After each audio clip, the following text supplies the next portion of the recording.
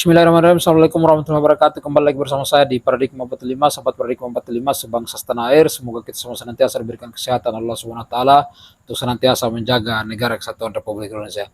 Baik sahabat Paradigma 45, alhamdulillah tadi telah berhasil dilaksanakan Haul Akbar Wali Songo Nusantara di Malang ya. Kemudian pada Haul Akbar tersebut menghadirkan seorang tokoh kita, yaitu seorang ulama kita yang cukup luar biasa, yaitu Gus Abbas Buntet ya. Kemudian pada kesempatan itu beliau bercerita tentang bagaimana Wali Songo di Nusantara ini memperjuangkan kemerdekaan, bagaimana mengislamisasi Nusantara ketika itu, dan sampailah kepada titik di mana kita kemudian merdeka pada tahun 1945 dan kita menikmatinya sampai saat ini.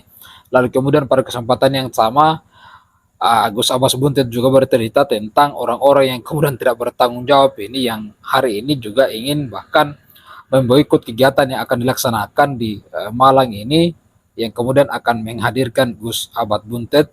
Ya, anggaplah kelompok-kelompok ini adalah kelompok HTI dan kelompok FPI yang merupakan asuhan dari Rabito Alawiyah, asuhan dari imigran Yaman yang hari ini juga telah banyak melakukan pembelokan sejarah, dan bahkan tidak sedikit dari makam-makam kiai-kiai Nusantara kita, bahkan Wali Songo kemudian mereka katakan bahwa Wali Songo yang kemudian hadir di Indonesia itu adalah merupakan kelompok dari Bani Alawi. Itu adalah fakta-fakta sejarah yang kemudian mereka belokkan dan seolah ingin mengakui bahwa yang memperjuangkan kemerdekaan dari Indonesia dan Nusantara ini adalah kelompok dari Bani Alawi. Itu adalah cerita-cerita doktrin yang sebenarnya sesat dan tidak boleh lagi kemudian kita mengamini terhadap itu. Dan alhamdulillah pada kesempatan ini kemudian Gus Abbas Buntet menjelaskan kepada kita bagaimana proses islamisasi yang dibawa oleh Songo ini, dan bagaimana antik-antik Belanda ini yang hari ini betul-betul membelokkan sejarah dan melakukan pemalsuan makam, yaitu kelompok imigran Yaman ini. Nah, seperti apa penyampaian dan ulasan dari Gus Abbas Buntet terkait ini yang menggebu-gebu, mari langsung saja kita simak dan kita saksikan berikut ini. Assalamualaikum warahmatullahi wabarakatuh.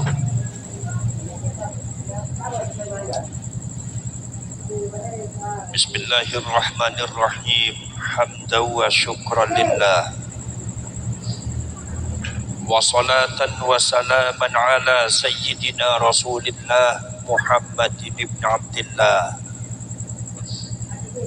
wa ala alihi wa ashabihi wa man tabi'a hudahu wa wala. La hawla wa la quwwata illa billah. Rabbi shrah li sadri wa yassir li amri wahlul 'uqdatam min lisani yafqahu qawli. Subhanaka la ilma lana illa ma 'allamtana innaka antal alimul hakim. Sadaqallahul azim wa sadaqa rasuluhun nabiyul karim wa nahnu ala dhalika minasy syahidin wasyakirin walhamdulillahi rabbil alamin wa ba'd. Ma'asyiral mukarramin, para alim, para ulama, para asyraf, sedaya dzurriyyah Sayyidina Hasan, Sayyidina Husain saking Jalir Wali Songo, adallahu baqa'akum. Mudah-mudahan panjenengan perjuangan ibu terus berlanjut ngantos dina kiamat. Allahumma amin ya rabbal. Salawat dan salam marilah kita sampaikan kepada baginda agung Nabi besar Muhammad sallallahu alaihi wasallam. Mudah-mudahan kita semua termasuk orang-orang yang akan mendapatkan syafaat beliau di hari akhirat nanti dan menjadi umatnya beliau dunia akhirat. Allahumma amin ya rabbal alamin. Saya sedikit mau cerita. Saya ini namanya kebetulan sama dengan mbah saya, Muhammad Abbas. Nyuwun sewu, ini di bawah saya banyak ulama-ulama yang lebih sepuh. Saya ini dikasih kursi.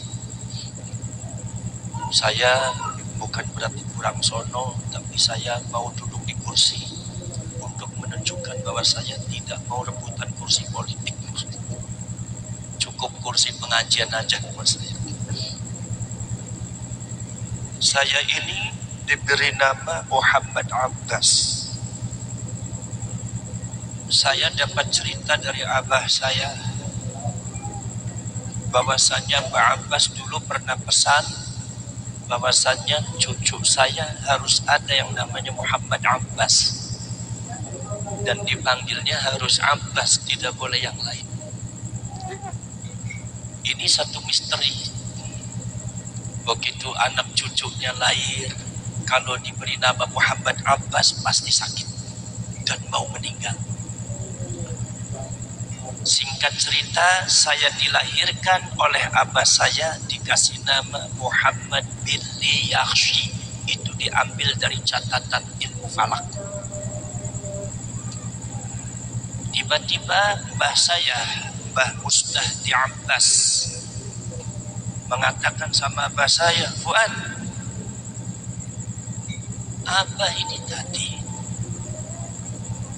pas sholat duha, sesudah sholat duha abah ini ketiduran sambil duduk. Itu kedatangan Mbak Abbas. Abah gede, bapak gede, itu Mbak Abbas. Mbak Abbas mengatakan, Mustahdi Ahmad, itu anak ini cepat kasih tahu Fuad, kasih nama Muhammad Abbas, panggilnya Abbas. Cepat, jangan nanti sekarang, kasih tahu. Begitu bangun Mbak Mustahdi bingung, langsung Mbak Mustahdi ke abah saya. Mbak Mustahdi langsung, Fuad, ini begini. Mbak Abbas, apa gede itu, apa besar itu datang. Katanya ini anak harus dikasih nama Muhammad Abbas. Jadi misteri itu akhirnya terungkap. Oh, sudah ada ini namanya ini anak yang harus dikasih nama Muhammad Abbas. Akhirnya kata abah saya bilang, Bah, ini anak sudah saya kasih nama. Namanya siapa? Muhammad bin Yakhshi. Kata Mbak Ahmad Mustahdi, nggak bisa, harus dikasih nama Muhammad Abbas. Akhirnya saya disambung namanya Muhammad Abbas bin Yakhshi. Dan dipanggilnya tidak boleh yang lain, harus Abbas. Wallahu a'lam. Ketika abah saya cerita dan umi saya cerita seperti itu, saya jadi mikir nih maksudnya apa. Itu bagi saya adalah satu misteri yang sangat luar biasa. Saya cari itu untuk apa? Mbak Abbas mengasih nama saya Muhammad Abbas itu untuk apa? Saya baru sadar dan jawabannya ya hari ini. Rupanya beliau itu semacam ada tugas mantan amanah untuk diteruskan perjuangannya. Rupanya perjuangannya beliau menumpas Belanda dengan mendirikan Hizbullah untuk mengorganisir seluruh kekuatan masyarakat dan para ulama yang ada di Indonesia untuk melawan Belanda.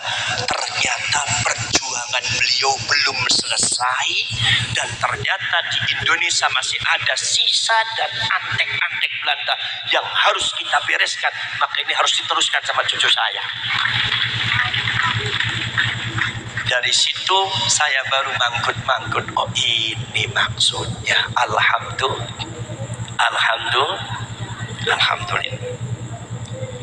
Saudara-saudara sekalian, ini saya bicara ini seluruhnya, ini adalah Banu Wali Songo.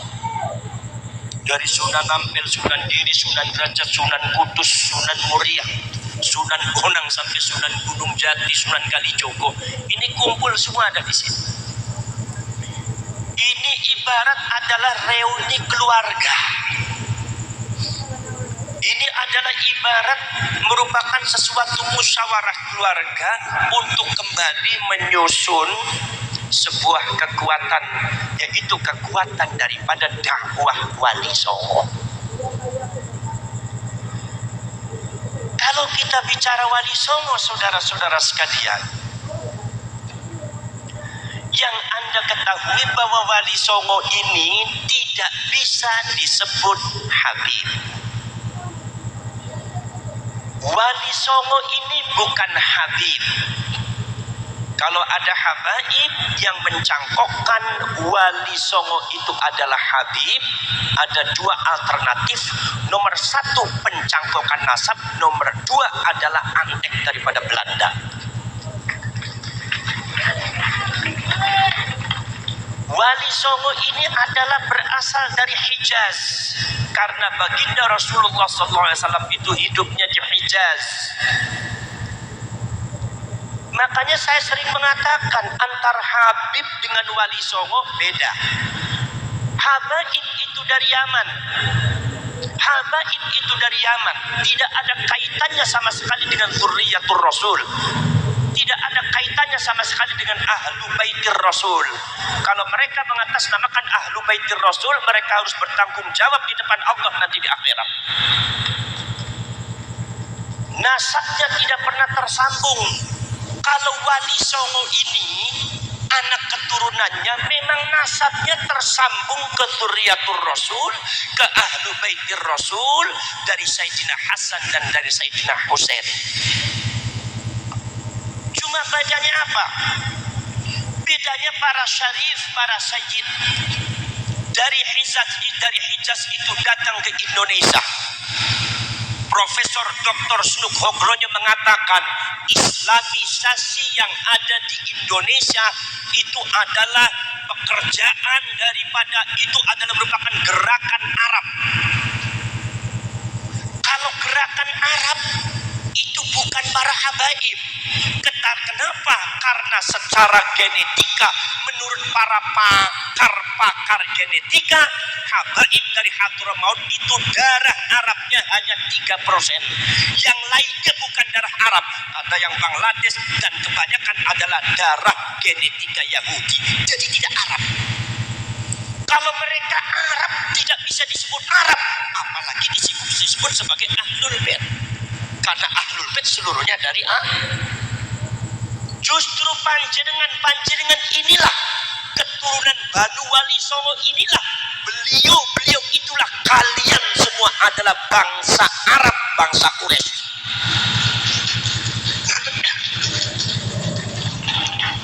Saudara-saudara sekalian, ketika kemudian para syarif dan para sayyid itu diklaim dan diteliti oleh Profesor Dr. Snuk Hogronya dari mulai zaman Wali Songo sampai zamannya Mbah Hasyim Asy'ari, Mbah Abbas Bunten Pesantren, zamannya Mbah As'ad Samsul Arifin, Mbah Khalil Bangkalan, itu ternyata mereka adalah gerakan Arab yang disebut dipimpin oleh para syarif dan para sayyid, sehingga merubah Indonesia yang tadinya Hindu Buddha 90% dirubah oleh para syarif dan sayyid dengan cara-cara yang sangat luar biasa, dengan metode strategi dakwah yang sangat luar biasa, sehingga Indonesia menjadi 99% jadi muslim. Ini para syarif, para sayyid. Maka saudara-saudara sekalian, para syarif, para sayyid kemudian membuat satu organisasi yang disebut Organisasi Kebangkitan Para Ulama, yang kita kenal Nahdlatul Ulama. Makanya Profesor Dr. Snuk Hogronya merekomendasikan kepada pemerintah Belanda ingin menghancurkan Indonesia, hancurkan para syarif dan sayyid. Syarif dan sayyid membentuk Nahdlatul Ulama, ingin menghancurkan Indonesia, hancurkan Nahdlatul Ulama, Indonesia akan hancur. Bagaimana cara menghancurkan syarif dan sayyid? Pada waktu itu syarif dan sayyid dikejar-kejar. Mbah-mbah kalian dikejar, setelah ditangkap dibunuh, dicincang, disiksa luar biasa. Pesantrennya dibakar, anak-anaknya dibunuh, santrinya banyak dibunuh. Karena Belanda tahu mereka itu adalah syarif dan sayyid. Makanya para syarif dan sayyid kemudian pada akhirnya bukan sekedar dafnul wujud, membenamkan dirinya supaya tidak ketahuan oleh Belanda sebagai syarif dan sayyid, bukan sekedar nasabnya yang diumpetin, bukan sekedar nasabnya yang disimpan, tetapi fisiknya juga disimpan. Para syarif, para sayyid kawin dengan orang Jawa, kawin dengan orang Sunda, kawin dengan orang Melayu, kawin dengan orang Madura. Akhirnya wajah Arabnya hilang. Bagadah putra, banyak putra-putra syarif dengan sayyid, itu wajah Arabnya hilang. Sungguh darahnya syarif dan sayyid, tetapi hidungnya pesek-pesek. Makanya di Jawa ini banyak syarif dan sayyid hidungnya pesek, dan inilah yang kurang difahami oleh klan Ba'alwi atau habaib, sehingga kadang-kadang sangat menghina kepada kaum dzurriyyatur Rasul, ahlu baitur Rasul, dengan mengatakan ente katanya cucunya Rasul, tetapi wajah Arabnya sudah nggak ada. Jangan sembarangan habaib. Beliau yang namanya darah bukan ada di tampang, tapi darah adalah ada di dada kami. Saudara-saudara sekalian, makanya jangan aneh kalau di Malang ini banyak syarif dan sayyid hidungnya hidung pesek. Enggak begitu muncul karena para syarif dan sayyid di hidungnya pesek, tampangnya tampang Jawa. Maka kalian kemudian tidak percaya bahwa beliau itu adalah syarif, beliau itu adalah sayyid. Kalian tidak percaya karena tampang Arabnya sudah hilang. Maka dari itu saudara-saudara sekalian, strategi Belanda untuk membungkam pergerakan para syarif dan para sayyid yang sudah memiliki tampang Jawa, tampang Sunda, tampang Madura, Arabnya hilang. Maka mereka abad ke-19 mendatangkan orang-orang dari Yaman, klan Ba'alwi, yang sebetulnya Belanda dengan Ba'alwi ini genetikanya sama-sama Yahudi Hazari, jadi mereka sekeluarga. Kemudian klan Ba'alwi ini pintar berbahasa Arab, wajah tampangnya Arab, diklaim datang ke Indonesia, ini cucunya Rasulullah yang asli. Itu yang namanya Turiannya Wali Songo, bukan cucunya Rasulullah. Maka kalian cuma tertipu oleh Belanda semua.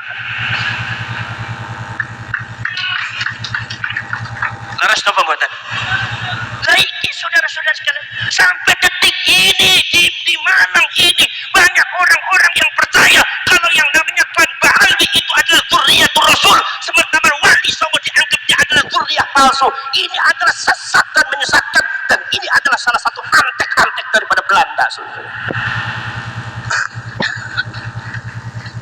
Nyuwun sewu para sedulur. Maka dari itu yang namanya Wali Songo itu tidak bisa disebut Habib. Wali Songo dari Hijaz, Habaib itu dari Yaman.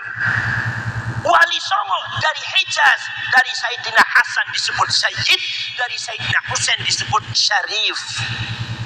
Malah kadang-kadang akhirnya kebabur itu kadang-kadang ya syarifnya Sayyid ya, dari Sayyidina Hasan Husain sama-sama Sayyid, sama-sama Syarif. Makanya saudara-saudara sekalian, seluruh julukan Wali Songo tidak ada yang disebut Habib.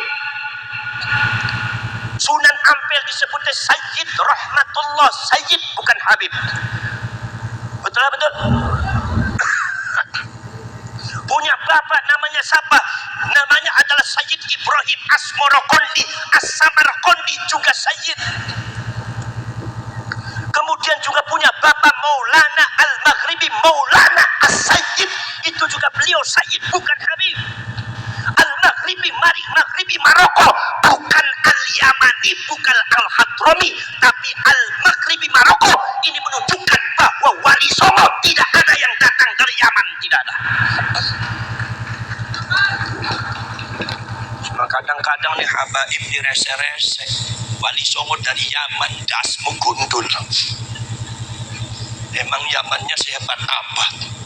Sampai ada habaib yang mengatakan mengagumkan Yaman. Di Yaman itu tidak ada seorang habib kalau sudah tumbuh kumisnya langsung jadi waliullah. Oh, jadi syaratnya waliullah itu ada kumis dan jenggot. Gampang bener ya jadi wali.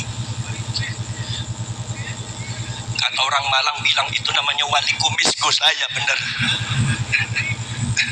Saudara-saudara sekalian, Sunan Gunung Jati disebutnya bukan Habib Hidayatullah, tapi Syarif Hidayatullah. Tidak ada yang menyebut Habib.